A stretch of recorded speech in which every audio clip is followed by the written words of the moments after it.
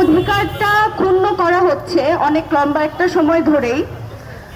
এবং আমার বন্ধু নাইমের কথা, কালকে যেহেতু সে সামনে এসেছে ভিডিওর মাধ্যমে, যেহেতু অনেকেই দেখেছেন, এই ইগো ভিত্তিক এই ভায়োলেন্সটা পুলিশ এবং বাকি যারা আইন শৃঙ্খলা বাহিনী আছে এরা সবসময়ই করে। কালকে যেহেতু ব্যাপারটা সামনে আসছে সেহেতু আমরা এখন এখানে দাঁড়াইছি। নাইম উদ্যানে হাঁটতেছিল, ওকে প্রশ্ন করা হয়েছে, ওকে প্রশ্ন করার ভিত্তিতে ও পাল্টা প্রশ্ন করছে যে আমাকে প্রশ্ন করছেন কেন। ও কিন্তু দেখাইছে আমার কাছে কিছু নাই। ও প্রশ্ন করেছে, এই অপরাধের ভিত্তিতে ওকে নির্মমভাবে মারা হয়েছে।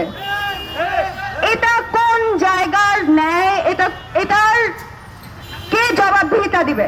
আমরা কোনো জবাবদিহিতা চাই না। ডিসি মাসুদ সহ যে বাহিনী, তার কোনো জবাবদিহিতা আমরা চাই না। আমরা এখন বিচার চাই। আচ্ছা, এখন সরকারকে বলি, আপনাদেরকে আমরা আঙুল চুষার জন্য ক্ষমতায় আনি নাই। আপনাদেরকে আমরা ক্ষমতায় আনছি, আপনারা সেই ক্ষমতা ব্যবহার করে রাষ্ট্র সংস্কারে নামেন। আমাদেরকে মারতে পুলিশ নামাবেন না। আমাদেরকে মারতে যদি পুলিশ নামান তাহলে কি হয় সেটা আপনারা কিন্তু ভালোভাবে জানার কথা। এইটাই।